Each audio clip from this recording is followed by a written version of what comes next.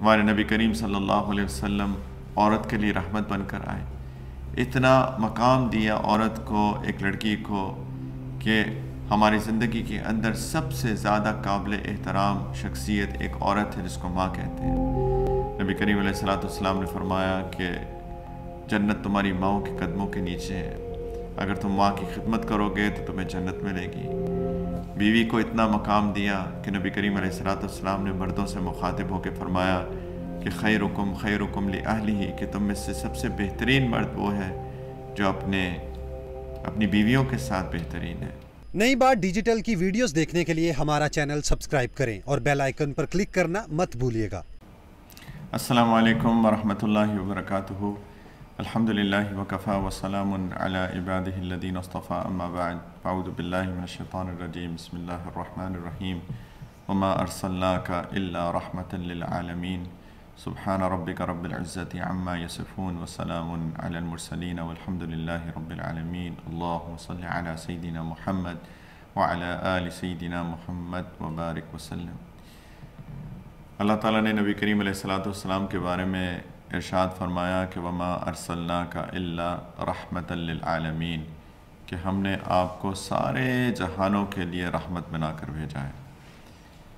نبی کریم صلی اللہ علیہ وسلم، سیدنا محمد صلی اللہ علیہ وسلم جو ہمارے نبی ہیں، آخری نبی ہیں، قیامت تک آنے والے انسانوں کے لیے نبی ہیں، وہ سارے جہانوں کے لیے رحمت بن کر آئے۔ آپ کسی بھی طبقے کو اٹھا کے دیکھ لیں، انسانوں کے کسی بھی طبقے کو اٹھا کے دیکھ لیں، آپ اللہ کی مخلوق کے کسی بھی طبقے کو اٹھا کے دیکھ لیں، اور آپ دیکھیں کہ اللہ تعالیٰ نے نبی کریم صلی اللہ علیہ وسلم کو سب کے لیے رحمت بنایا ہے۔ یہ نبی کریم صلی اللہ علیہ وسلم کا سب سے بڑا تعارف ہے کہ وہ اللہ تعالیٰ کی طرف سے رحمت بنا کر بھیجے گئے ہیں۔ میں پہلے بھی عرض کر چکا ہوں کہ نبی کریم علیہ السلام کے آنے سے پہلے، ان کے مبعوث ہونے سے پہلے، جس کو ہم زمانہ جاہلیت کہتے ہیں، اس کے اندر عورت کی کوئی عزت نہیں تھی۔ اگر کسی کے گھر میں کوئی لڑکی کی پیدائش ہوتی تھی تو وہ اس کو زندہ دفن کر دیتا تھا۔ کبھی کبھی تو بچی بڑی ہو جاتی تھی اور اس کو اتنا پیئر پریشر ہوتا تھا، اس کے لوگ اس کو اتنے تانے دیتے تھے کہ کبھی کبھی 2-3 سال کی بچی کو وہ جا کے زندہ دفن کر دیتا تھا۔ عورت کی کوئی عزت نہیں تھی۔ ہمارے نبی کریم صلی اللہ علیہ وسلم عورت کے لیے رحمت بن کر آئے، اتنا مقام دیا عورت کو، ایک لڑکی کو، کہ ہماری زندگی کے اندر سب سے زیادہ قابل احترام شخصیت ایک عورت ہے جس کو ماں کہتے ہیں۔ نبی کریم علیہ السلام نے فرمایا کہ جنت تمہاری ماؤں کے قدموں کے نیچے ہے، اگر تم ماں کی خدمت کرو گے تو تمہیں جنت ملے گی۔ بیوی کو اتنا مقام دیا کہ نبی کریم علیہ السلام نے مردوں سے مخاطب ہو کے فرمایا کہ خیرکم خیرکم لأہلہ، کہ تم میں سے سب سے بہترین مرد وہ ہے جو اپنی بیویوں کے ساتھ بہترین ہے۔ یہ تمہاری اچھے مرد ہونے کی نشانی ہے۔ بیٹی کے بارے میں نبی کریم علیہ السلام نے فرمایا کہ جس کے گھر میں 2 بیٹیاں ہوں یا اس سے زیادہ ہوں، وہ ان کی تربیت کرے، ان کا خیال رکھے، ان کے حقوق کو پورا کرے، وہ جنت میں میرے ساتھ ہوگا۔ بہن کی عزت کو بڑھایا تو عورت کے لیے رحمت بن کر آئے، مرد کے لیے بھی رحمت بن کر آئے۔ نبی کریم علیہ السلام نے فرمایا کہ گھر کا جو مرد ہوتا ہے، جو خاوند ہوتا ہے، وہ گھر کا امیر ہوتا ہے۔ اور بیوی سے مخاطب ہو کے نبی کریم علیہ السلام نے فرمایا کہ اگر، یہ صرف اس کی اہمیت بیان کرنے کے لیے، کہ اگر خدا کے بعد کسی کو سجدہ کرنے کی اجازت ہوتی تو میں بیوی کو کہتا کہ وہ اپنے خاوند کو سجدہ کرے۔ یہ صرف تعظیم کو بتانے کا انداز ہے کہ وہ گھر کا امیر ہے، اس کی احترام کرو، اس کی عزت کرو، کیونکہ ایک گھر ایسے ہی چلتا ہے کہ ایک امیر ہو، پھر اس کے سارے ساتھی ہوں، اور شوہر اور بیوی کے درمیان ایک اتنا خوبصورت تعلق پیدا کیا نبی کریم علیہ السلام نے۔ اللہ تعالیٰ نے قرآن کے اندر ایک اتنا خوبصورت تعلق پیدا کیا، لیکن اس کے اندر ایک کو امیر بنایا، ایک کو اس کا ساتھی بنایا، اور یہ شادی جو ہے وہ زندگی بھر کا ساتھ ہے، یہ ایک محبت کا ساتھ ہے۔ اور نبی کریم علیہ السلام نے اپنی سیرت سے دکھایا اور سمجھایا کہ کتنا خوبصورت تعلق ہے یہ میاں اور بیوی کا، یہ شوہر اور بیوی کا، جس طریقے سے انہوں نے اپنی ازواج مطہرات کے ساتھ سلوک کیا، ان کی ضروریات کا خیال کیا، ان سے اپنے پیار کا، اپنی محبت کا، کے جذبات کا اظہار کیا، تو سب کے لیے، پورے گھرانے کے لیے رحمت بن کر آئے، چھوٹوں کے ساتھ رحمت۔ نبی کریم علیہ الصلوۃ والسلام نے فرمایا کہ من لم یرحم صغیرنا ویوقر کبیرنا فلیس منا، او کما قال، کہ جو چھوٹوں پہ رحم نہیں کرتا اور بڑوں کے لیے بھی رحمت اور بڑوں کی عزت نہیں کرتا، نبی کریم علیہ الصلوۃ والسلام نے فرمایا وہ میرا ہی نہیں ہے، وہ ہم میں سے نہیں ہے۔ ایک بہت سخت قسم کی وعید ہے، فلیس منا یا فلیس منی، وہ میرا نہیں، وہ ہمارا نہیں، وہ ہم میں سے نہیں۔ تو دین کا حصہ ہے کہ چھوٹوں پر رحمت کی جائے۔ یہ نبی کریم علیہ الصلوۃ والسلام کی وساطت سے ہم تک یہ پیغام پہنچا کہ چھوٹوں پہ سے محبت کی جائے، ان سے پیار کیا جائے، ان سے کھیلا جائے، ان کی دل جوئی کی جائے، تو بچوں کے لیے رحمت بن کر آئے، بڑوں کے لیے رحمت بن کر آئے، بزرگوں کے لیے رحمت بن کر آئے، کہ جو بڑوں کی تعظیم نہیں کرتا، بڑوں کی عزت نہیں کرتا، وہ بھی میرا نہیں ہے۔ اور نبی کریم علیہ الصلوۃ والسلام نے اس کو اپنی سیرت سے سمجھایا بھی، بچوں کے ساتھ کتنے پیار کا اظہار کرتے تھے، اپنے جو نواسے تھے سیدنا حسن اور سیدنا حسین رضی اللہ عنہما، ان کے ساتھ کھیلا کرتے تھے، ان کو اپنے اوپر سوار کر کے ان کو سواری کرایا کرتے تھے، ان کو اپنی گود میں بٹھایا کرتے تھے، ان کا بوسہ لیا کرتے تھے، ان کو چوما کرتے تھے۔ بلکہ ایک دن دونوں بیٹھے ہوئے تھے، ایک بدو آیا دیہاتی، اور اس نے آ کے دیکھا کہ نبی کریم علیہ الصلوۃ والسلام کی گود میں دونوں شہزادے بیٹھے ہیں اور وہ ان کو چوم رہے ہیں باری باری، تو اس کو بڑا عجیب لگا، کیونکہ بدو دیہاتی بڑے سخت مزاج لوگ ہوتے تھے۔ انہوں نے کہا کہ آپ بچوں کو چومتے ہیں؟ میرے تو 10 بچے ہیں اور میں نے تو ان میں سے کسی کو کبھی بھی نہیں چوما۔ تو نبی کریم علیہ الصلوۃ والسلام ایک دم سنجیدہ ہو گئے اور انہوں نے کہا کہ اگر اللہ تعالیٰ کسی کے دل سے رحمت نکال لے تو میں کیا کر سکتا ہوں۔ یتیموں پہ رحمت۔ ایک دفعہ ایک عید کا دن تھا، نبی کریم علیہ الصلوۃ والسلام عید کی نماز پڑھانے کے لیے گھر سے نکلے تو دیکھا کہ کچھ بچے کھیل رہے ہیں اور ایک بچہ اداس بیٹھا ہوا ہے سڑک کے کنارے پہ، بالکل اداس بیٹھا ہوا ہے، وہ تو باقی بچوں کے ساتھ کھیل نہیں رہا۔ تو نبی کریم علیہ الصلوۃ والسلام نے اس کو نوٹس لیا، پہلی بات اس بچے کا دیکھا کہ وہ کیوں اداس بیٹھا ہے، اس کے پاس گئے اور اس سے پوچھا بیٹا تم کیوں یہاں بیٹھے ہو؟ انہوں نے کہا کہ یا رسول اللہ صلی اللہ علیہ وسلم آج عید کا دن ہے، ان سب کے والد ہیں، والدین ہیں، ان کو خوشی ہے، میرے والد کا انتقال ہو چکا، میں یتیم ہوں۔ تو نبی کریم علیہ الصلوۃ والسلام اس کے سامنے گھٹنوں کے بل بیٹھ گئے، وہ بیٹھا ہوا تھا اس کے سامنے بیٹھ گئے۔ انہوں نے کہا بیٹا کیا تم یہ پسند کرو گے کہ محمد تمہارا باپ ہو اور عائشہ تمہاری ماں ہو؟ ایک دم اس کے چہرے کے اوپر خوشی کا اظہار۔ انہوں نے کہا کیوں نہیں؟ نبی کریم علیہ الصلوۃ والسلام اس بچے کو واپس گھر لے کے جاتے ہیں اور گھر جا کر جو بھی کپڑے تھے بچوں کے، سیدنا حسن حسین رضی اللہ عنہما کے کپڑے جو اس کو پورے آتے تھے، فرمایا سیدہ عائشہ سے کہ اس کو تیار کرو۔ اور تھوڑی دیر بعد جب گھر سے باہر نکلے تو سیدنا حسن حسین پہلے کی طرح نبی کریم علیہ الصلوۃ والسلام کی انگلی پکڑے ہوئے تھے، اور یہ بچہ، یہ یتیم بچہ نبی کریم علیہ الصلوۃ والسلام کے کندھوں پہ بیٹھا ہوا تھا۔ یتیموں کے لیے رحمت۔ فرمایا انا وکافل الیتیم فی الجنۃ ہاکذا، کہ میں اور یتیم کی کفالت کرنے والا، اس کا خیال کرنے والا جنت میں میرے ساتھ ایسے ہوں گے۔ بیواؤں کے اوپر رحمت، بیواؤں کا خیال کیا جن کے شوہروں کا انتقال ہو جایا کرتا تھا اور جن کی کوئی کفالت کرنے والا، خبرگیری کرنے والا نہیں ہوتا تھا۔ نبی کریم علیہ الصلوۃ والسلام نے ان کی خبرگیری کی، بلکہ اس کے بارے میں ترغیب دی کہ ان کا خیال کیا جائے۔ اپنے ساتھیوں، اپنے صحابہ کے اوپر رحمت۔ وہ ان کے صحابہ تھے، ان کے شاگرد تھے، لیکن اتنی رحمت اور اتنی محبت کا تعلق تھا، اتنی محبت کا تعلق تھا۔ اللہ تعالیٰ نے اس کا اظہار قرآن کے اندر کیا کہ فَبِمَا رَحْمَةٍ مِّنَ اللَّهِ لِنْتَ لَهُمْ وَلَوْ كُنْتَ فَظًّا غَلِيظَ الْقَلْبِ لَانفَضُّوا مِنْ حَوْلِكَ، کہ یہ اللہ کی رحمت ہے، مہربانی ہے آپ کے اوپر کہ آپ اپنے ساتھیوں پہ اتنے مہربان ہیں۔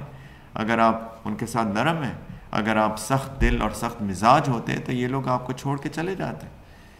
تو اس سے پتہ چلتا ہے کتنی محبت تھی۔ سیدنا جعفر رضی اللہ تعالیٰ عنہ کا غزوہ موتہ میں شہید ہو گئے، تو اتنا دکھ ہوا نبی کریم علیہ الصلوۃ والسلام کو، ان کے گھر آئے، اللہ تعالیٰ نے وحی کے ذریعے بتایا کہ ان کا میدان جنگ میں شہید ہو گئے۔ تو گھر آئے، ان کے بچوں کو بلایا اور بچوں کے سر پہ ہاتھ رکھا، ان کو گلے سے لگایا اور ان کی زوجہ نے، سیدنا جعفر کی زوجہ نے کو کچھ احساس ہوا، انہوں نے کہا یا رسول اللہ کیا ہوا، کیا خبر ہے؟ تو انہوں نے کہا کہ آپ کے شوہر جنگ میں شہید ہو گئے. تو ایک دم سے وہ پریشان ہو گئی، اور نبی کریم علیہ السلام کی آنکھوں میں بھی آنسو تھے.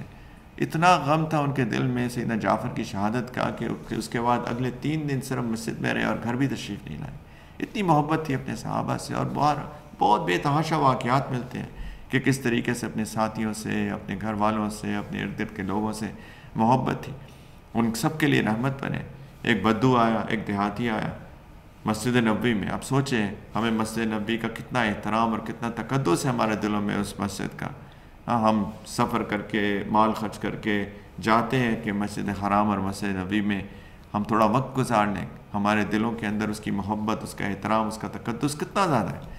اسی مسجد نبوی میں ایک دفعہ ایک بدو آیا، اور بدو اس کو پتہ نہیں تھا، تو اس نے ایک کونے میں، مسجد کے اندر ایک کونے میں بیٹھ کے پیشاب کرنا شروع کر دیا. صحابہ کو غصہ آیا، انہوں نے کہا کہ یہ کیا کر رہا ہے. وہ کھڑے ہونے لگے کہ اس کو روکیں کہ تم کیا کر رہے ہو، مسجد نبوی کی بے حرمتی. نبی کریم صلی اللہ علیہ وسلم نے سب کو روک دیا اشارے سے، کرنے دو، اس کو کرنے دو. جب وہ فارغ ہو گیا تو پھر اس کو بلایا، دیکھو یہ عبادت کی جگہ ہے، یہ مسجد ہے، یہ اس طرح کے کاموں کے لیے نہیں ہے. اس کے اندر تو اللہ کی بڑائی بیان کی جاتی ہے، یہاں پہ تو اللہ کی تعظیم بیان کی جاتی ہے، یہاں تو عبادت کی جاتی ہے. اور پھر صحابہ کو کہا کہ وہ جو جگہ نجس ہو گئی ہے اس کو صاف کر دو. آرام سے معاملے کو نپٹا دیا. کتنی رحمت تھی اللہ کے رسول کی صلی اللہ علیہ وسلم. اور اپنے تو اپنے، غیروں کے ساتھ. طائف میں کیا نہیں ہوا، طائف میں پتھر مارے گئے، بچوں نے پتھر مارے اور لہو لہان ہو گئے. اور نبی کریم علیہ السلام نے خود فرمایا کہ اس سے زیادہ مشکل وقت میری ساری زندگی میں کبھی نہیں آیا. اور اس وقت اللہ تعالیٰ نے نبی کریم علیہ السلام کو اختیار دیا کہ آپ بدلہ لے لیجئے، آپ حکم دیجئے اور فرشتے جو پہاڑ پہ متعین ہیں وہ ملا دیں اور یہ سارے طائف والے تباہ ہو جائیں. لیکن نبی کریم علیہ السلام نے کہا کہ نہیں، کیا پتہ کہ ان کی اولاد میں سے کوئی ایسا پیدا ہو جائے جو کہ اللہ کا نام لے باؤ، تو میں یہ بد دعا نہیں کروں گا. احد میں بھی یہی ہوا. احد میں اتنی تیر آئے، پتھر لگے اور نبی کریم صلی اللہ علیہ وسلم کے دندان مبارک شہید ہو گئے اور لہو لہان ہو گئے. اور صحابہ نے کہا یا رسول اللہ اب تو آپ بد دعا کر دیجئے ان کے لیے. اور انہوں نے ہاتھ اٹھائے اور کہا اللہم اہدی قومی فإنہم لا یعلمون، کہ اللہ یہ میرے لوگ جو ہیں ان کو آپ ہدایت دے دیجئے، ان کو پتہ نہیں یہ کر کیا رہے ہیں، ان کو پتہ ہی نہیں ہے میں اللہ آپ کا رسول ہوں، آپ ان کو ہدایت دے دیجئے. یہ ہے رحمت نبی کریم علیہ السلام کی، لوگوں کے لیے صاف دل رکھنا. ایک دن نبی کریم علیہ السلام نے فرمایا ایک صحابی سے کہ جب بھی میں رات کو سوتا ہوں تو میں اپنے دل کو لوگوں کے لیے صاف کر کے سوتا ہوں. میرے دل میں کسی کے لیے کوئی منفی چیز نہیں ہوتی، کوئی نیگیٹو چیز نہیں ہوتی. اور پھر فرمایا کہ یہ میری سنت ہے کہ میں رات کو اپنے دل کو صاف کر کے سوتا ہوں، اور جو بھی میری سنت کی اتباع کرے گا وہ جنت میں میرے ساتھ ہوگا. یہ ہے رحمت، یہ ہے نبی کریم صلی اللہ علیہ وسلم کی رحمت للعالمینی، کہ کس طریقے سے سارے جہانوں کے لیے رحمت بن کر آئے، جانوروں کے لیے رحمت بن کر آئے. فرمایا کہ اپنے جانور پہ اتنا بوجھ مت ڈالو کہ وہ برداشت نہ کر سکے. ایک عورت کے بارے میں بتایا نبی کریم علیہ السلام نے کہ اس نے اپنی بلی کو ایک کمرے میں بند کر دیا اور اس کو باہر نہیں نکلنے دیا کہ وہ کھا پی سکے. کسی چیز پہ غصہ آیا تھا اس عورت کو، اس بلی کے اوپر، اور وہ بلی مر گئی. تو نبی کریم علیہ السلام نے فرمایا کہ اس بلی پہ ظلم کرنے کی وجہ سے اس عورت کے اوپر جہنم واجب ہو گئی. جانوروں کس لیے رحمت کے لیے رحمت بن کر آئے، درختوں کے لیے، پودوں کے لیے. سبحان اللہ. نبی کریم علیہ السلام نے فرمایا کہ اگر کوئی جنگ کا موقع آ جائے تو جو درخت ہوتے ہیں ان کو بلا وجہ مت کاٹو، ان کا کیا قصور ہے. فرشتوں کے لیے رحمت. نبی کریم علیہ السلام نے فرمایا کہ فرشتوں کو بھی اس چیز سے تکلیف ہوتی ہے جس سے انسانوں کو تکلیف ہوتی ہے. تو جب تم مسجد میں جایا کرو جہاں فرشتوں کا پڑاؤ ہوتا ہے، فرشتوں کا ڈیرا ہوتا ہے، جب فرشتے حاضر ہوتے ہیں تو ایسی چیز مت کھا کے جایا کرو جس سے منہ سے بدبو آئے، جیسے کچا پیاز، کچا لہسن. تو ایسی چیزیں مت کھا کے جایا کرو جو منہ سے بدبو آئے گی، لوگوں کو بھی تکلیف ہوگی، فرشتوں کو بھی تکلیف ہوگی. ہر چیز کے لیے رحمت، سارے جہانوں کے لیے رحمت. پہلوں کے لیے بھی رحمت، آخر کے لیے بھی رحمت۔ اللہ تعالیٰ نے فرمایا قرآن کے اندر کہ تمہارے اوپر ایک ایسے رسول آئے ہیں کہ عزیز علیہ ما عنتم، کہ جو تمہارے اوپر تکلیف آتی ہے ان کو تکلیف ہوتی ہے، جب تمہیں تکلیف ہوتی ہے تو ان کو تکلیف ہوتی ہے۔ حریص علیکم، وہ تمہاری اچھائی کے بہت خواہاں ہیں، وہ چاہتے ہیں تمہارے لیے اچھا ہی اچھا ہو۔ کیا اللہ تعالیٰ نے ان کے دل کی ترجمانی کی سورۃ توبہ کے بالکل آخر کے اندر، کہ تمہیں تکلیف ہوتی ہے تو ان کو تکلیف ہوتی ہے، وہ چاہتے ہیں تمہیں خیر ہی خیر ملے۔ بالمؤمنین رؤوف الرحیم، اور مومنین کے لیے نہایت مہربان ہے، رؤوف بھی ہے رحیم بھی ہے، نہایت مہربان ہے مومنین کے ساتھ۔ ایمان والوں کے لیے ان کی شفقت، ان کی محبت، ان کی رحمت غایت درجے کی ہے، انتہا درجے کی ہے۔ یہ تو دنیا میں ہے، اور قیامت کا دن آئے گا اور ان کی رحمت وہاں پہ بھی ہوگی۔ حدیث میں آتا ہے کہ قیامت کے دن سارے لوگ مختلف انبیاء کے پاس جائیں گے کہ ہماری شفاعت کر دیں، حساب کتاب شروع ہو جائے۔ اور جب لوگ مختلف انبیاء کے پاس جائیں گے تو سارے انبیاء کہیں گے نفسی نفسی نفسی، کہ آج تو مجھے اپنی پڑی ہوئی ہے، آج تو مجھے اپنی فکر ہے، آج تو پتہ نہیں میرا کیا بنے گا، میں تمہاری کیا شفاعت کروں۔ اور جب آخر میں سارے لوگ سیدنا محمد صلی اللہ علیہ وسلم کے پاس جائیں گے اور ان سے کہیں گے کہ آپ اللہ تعالیٰ سے التجا کریں کہ حساب کتاب شروع ہو، کیونکہ ہم بہت بے چینی کی حالت میں ہیں۔ تو حدیث میں آتا ہے کہ نبی کریم صلی اللہ علیہ وسلم اللہ تعالیٰ کے عرش کے نیچے جائیں گے اور اپنا سر سجدے میں رکھ دیں گے اور اللہ کی تعظیم بیان کریں گے، اللہ کی بڑائی بیان کریں گے، اور ان الفاظ کے ساتھ اللہ تعالیٰ کی تعظیم اور تحمید کریں گے جو اللہ تعالیٰ ان کو خاص طور پہ اس وقت سکھائیں گے۔ اور پھر اللہ تعالیٰ بالآخر اپنے حبیب صلی اللہ علیہ وسلم سے فرمائیں گے کہ ارفع رأسک، کہ اپنے سر اٹھاؤ محمد، کیا چاہتے ہو؟ اشفع تو شفع، شفاعت کرو اور تمہاری شفاعت قبول کی جائے گی۔ تو ہمارے نبی کریم صلی اللہ علیہ وسلم اللہ تعالیٰ سے فرمائیں کہ یا ربی امتی امتی، ہے میرے رب میری امت کا خیال کیجیے، میری امت کا خیال کیجیے، میں اپنی امت کی شفاعت کرنے آیا ہوں۔ فرمایا شفاعتی لأہل القبائر من امتی، او کما قال، کہ میری شفاعت تو جو میری امت کے لوگ جن سے بڑے بڑے گناہ ہو گئے، غلطیاں ہوں گی، ان کے لیے ہے۔ میں قیامت کے دن ان کو ایسے نہیں چھوڑوں گا، میں اللہ سے درخواست کروں گا، التجا کروں گا کہ اللہ یہ میرے امتی ہیں، ان سے غلطیاں ہوگی انجانے میں، جہالت میں، اللہ ان کو معاف کر دیجئے، ان کو بھی میرے ساتھ جنت میں لے جائیے۔ یہ ہے ہمارے نبی کریم صلی اللہ علیہ وسلم، جو رحمت ہی رحمت ہے۔ ان کی سنت کی اتباع یہی ہے کہ ہم بھی اس رحمت کو اپنے اندر اپنائیں، ہم بھی معاف کرنے کا جذبہ پیدا کریں، ہم بھی لوگوں کے لیے بھلائی سوچنے کا جذبہ پیدا کریں، ہم بھی لوگوں کے لیے خیر سوچیں، ہم بھی لوگوں میں محبتیں بانٹیں، ہم بھی ان کی سنت کو اپنائیں، ہم بھی اللہ سے تعلق جوڑیں، ہم بھی کسی نماز کو نہ چھوڑیں، 5 وقت کی نماز پڑھا کریں، ہم بھی جو سارے فرائض ہیں ان کی پابندی کریں، جو ہمیں شریعت اور سنت میں اللہ کے رسول صلی اللہ علیہ وسلم نے بتایا ہم بھی اس کی اتباع کریں۔ ہمارے اوپر اتنے احسانات ہیں اللہ کے رسول کے صلی اللہ علیہ وسلم کے، تو حل جزاء الاحسان الا الاحسان، کا احسان کا بدلہ احسان کے سوا کچھ ہوتا ہے، اور ہم احسان کا بدلہ نہیں چکا سکتے اللہ کے رسول کی، لیکن کم از کم یہ تو کر سکتے ہیں کہ ہم جو شریعت جو سنت وہ ہمیں دے کر گئے اس کو کامل اپنی زندگی کے اندر لے کے آئیں، ہم بھی سچ بولیں، ہم بھی امانت داری کریں، ہم بھی لوگوں کے لیے بھلا سوچیں، ہم بھی خیر کریں، ہم بھی چوری نہ کریں، ہم بھی جھوٹ نہ بولیں، ہم بھی کسی کے لیے غلط نہ سوچیں، اور جو بھی باقی سنتیں ہیں، چھوٹوں سے پیار، بڑوں سے محبت، والدین کا احترام، بیوی سے محبت، شوہر کا احترام، اس کی تعظیم، اپنے بہن بھائیوں کا خیال، صلہ رحمی کرنا، رشتہ داریاں جوڑنا، ان کو توڑنا نہیں، اور موت کی تیاری کرنا، یہی اس زندگی کا مقصد ہے۔ اللہ تعالیٰ نے ہمیں نبی کریم صلی اللہ علیہ وسلم کی شکل میں ایک اسوہ حسنہ دی ہے، ایک بہترین نمونہ دیا ہے، جو بھی دنیا اور آخرت میں کامیابی چاہتا ہے اللہ کرے کہ ہم بھی نبی کریم صلی اللہ علیہ وسلم کی رحمت للعالمین کا کچھ حصہ ہمارے اندر بھی آ جائے، تاکہ ہم بھی لوگوں کے لیے رحمت بنیں اور زحمت نہ بنیں۔ وآخر دعوانا ان الحمد للہ رب العالمین، والسلام علیکم ورحمۃ اللہ وبرکاتہ۔